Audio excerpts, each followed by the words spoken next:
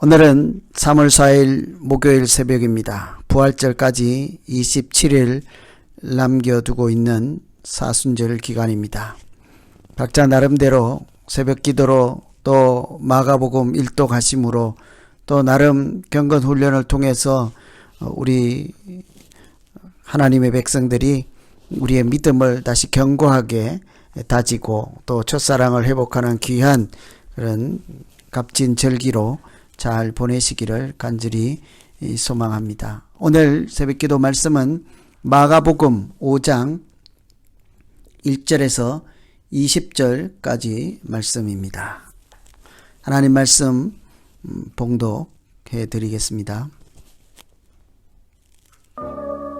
예수께서 바다 건너편 거라사인의 지방에 이르러 배에서 나오심에 곧 더러운 귀신 들린 사람이 무덤 사이에서 나와 예수를 만나다.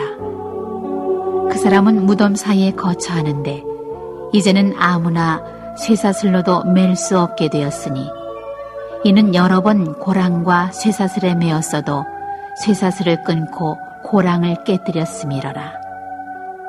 그리하여 아무도 저를 제어할 힘이 없는지라. 밤낮 무덤 사이에서나 산에서나 늘 소리 지르며 돌로 제 몸을 상하고 있었더라.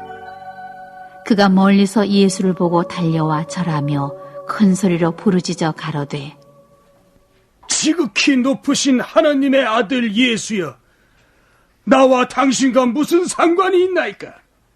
원컨대 하나님 앞에 맹세하고 나를 괴롭게 마옵소서. 하니 이는 예수께서 이미 저에게 이르시기를 더러운 귀신아 그 사람에게서 나오라 하셨음이라. 이에 물으시되 내 이름이 무엇이냐? 가로되 내 이름은 군대니 우리가 많음이니이다 하고 자기를 이 지방에서 내어보내지 마시기를 간절히 구하더니 마침 거기 돼지의 큰 떼가 산 곁에서 먹고 있는지라. 이에 간구하여 가로되 우리를 돼지에게로 보내어 들어가게 하소서.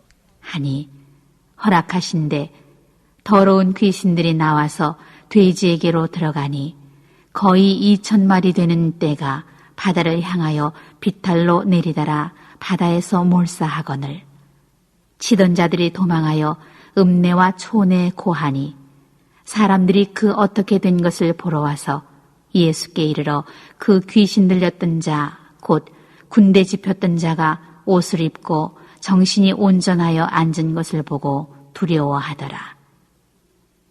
이에 귀신 들렸던 자의 당한 것과 돼지의 일을 본 자들이 저희에게 고하매 저희가 예수께 그 지경에서 떠나시기를 간구하더라.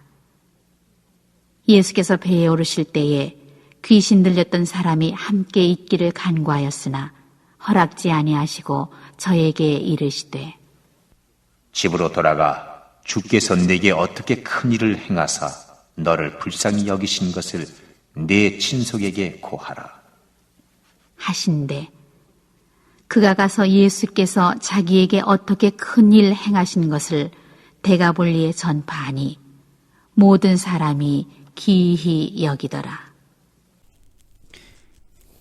오늘 이 말씀은 예수님께서 제자들에게 저 건너편으로 가자 하셔서 중간에 풍랑을 만나 제자들을 고생하고 또 믿음이 없다 하는 책망을 하고 이런 일련의 사건이 있은 다음에 도착한 곳 거라사라고 하는 지방에서 있었던 일이죠.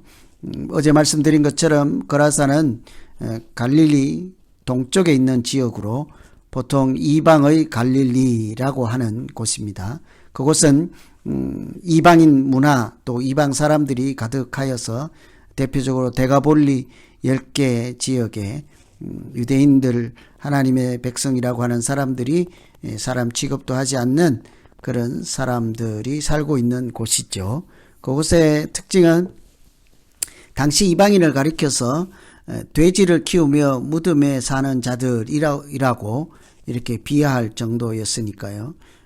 돼지 키우는 또 비난을 받고 또 사람 취급을 당하지 못하는 그런 이방 도시로 예수님이 갔을 때, 건너가셨을 때 한 사람을 만났습니다. 무덤가에 살고 또 악한 영에 사로잡혀서 더러운 귀신 들린 사람이라고 나와 있는 것처럼 귀신에 사로잡힌, 그래서 자기 자신의 몸도 피투성이처럼 상하게 하고 또 묶여있는 그런 사람을 만나서 예수님께서 그 사람을 온전케 하시는 그런 말씀이죠. 이 내용을 통해서 보면 예수님께서는 잃어버린 한 사람까지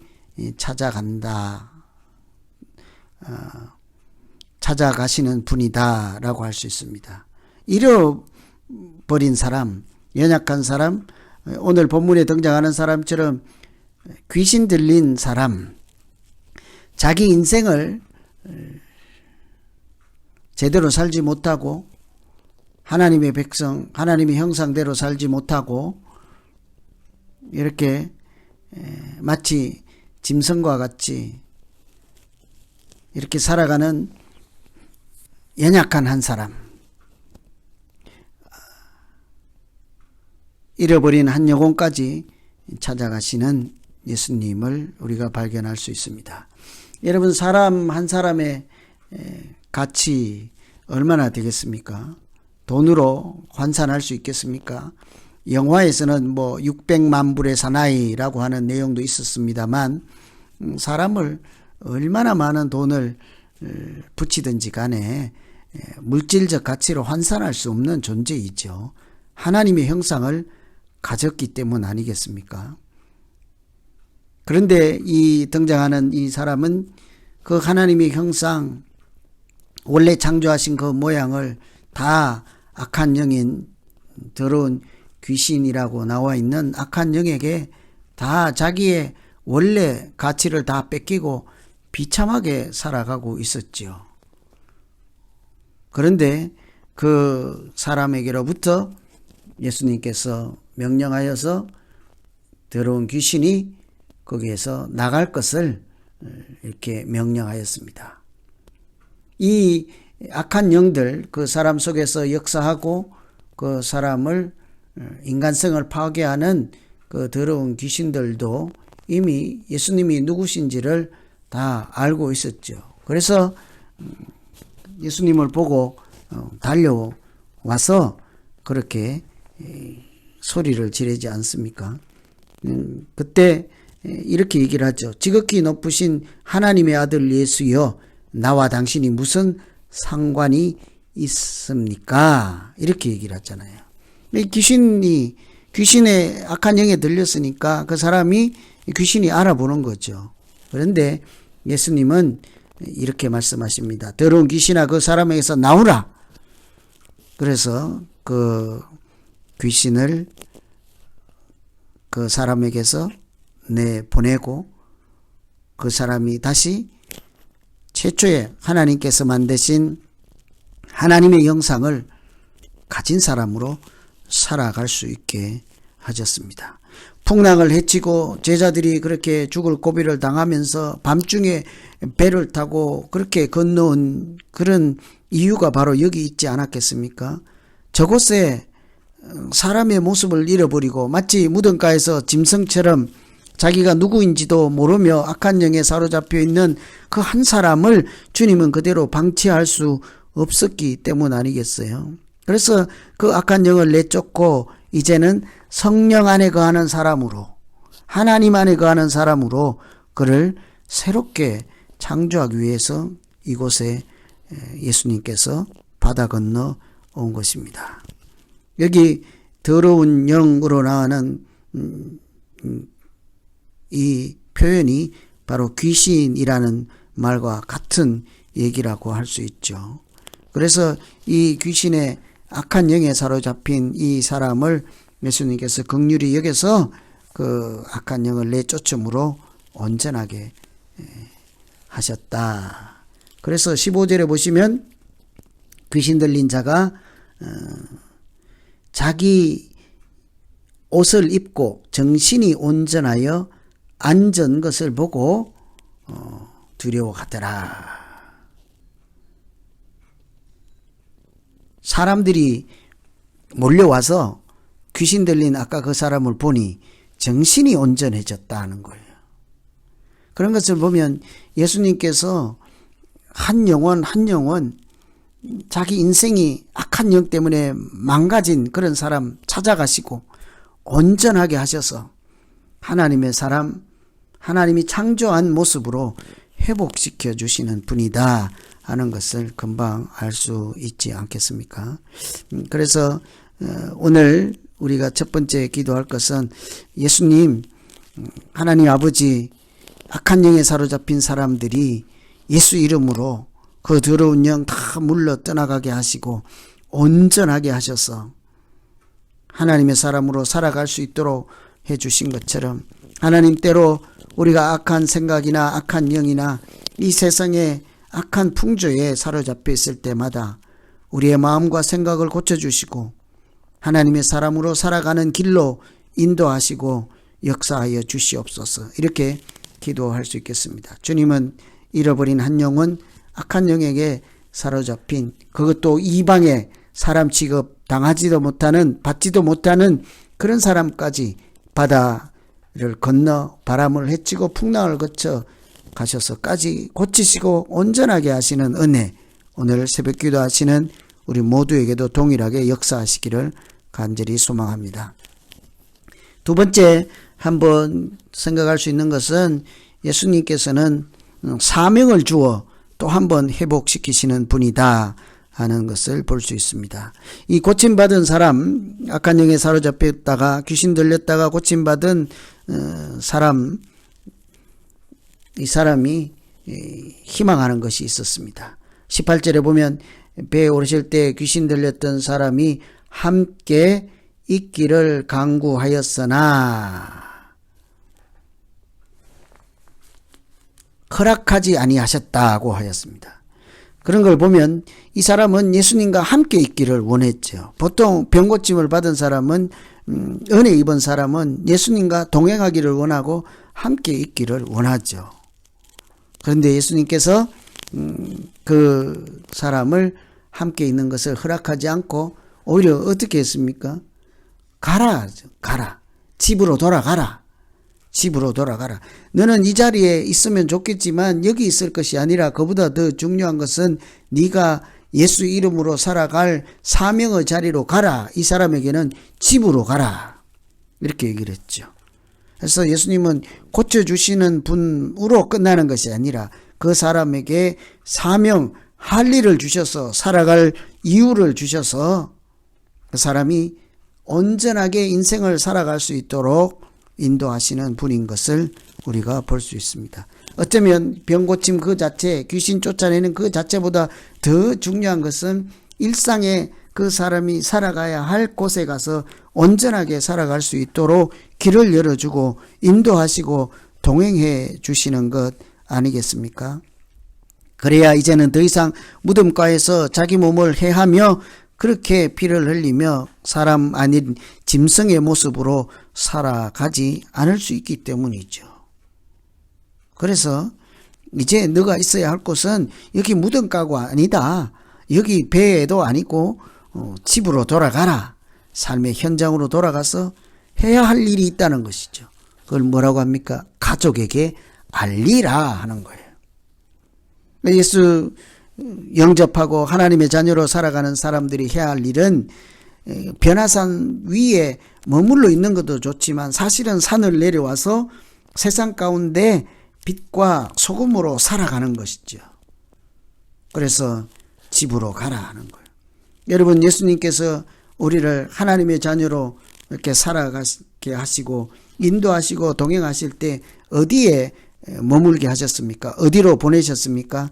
틀림없이 우리가 살아가야 할 삶의 현장, 하나님의 이름으로 하나님의 백성으로 살아갈 그 현장이 누구에게나 다 있을 것입니다. 하나님이 보내신 자리이죠. 그래서 이런 것을 생각해서 우리가 기도할 것은 하나님, 이렇게 폭풍까지 헤치며 찾아오신 주님이 그 은혜도 베푸시고 고쳐서 주셨지만 하나님 사명까지 주셔서 살아갈 길을 열어주심을 감사합니다.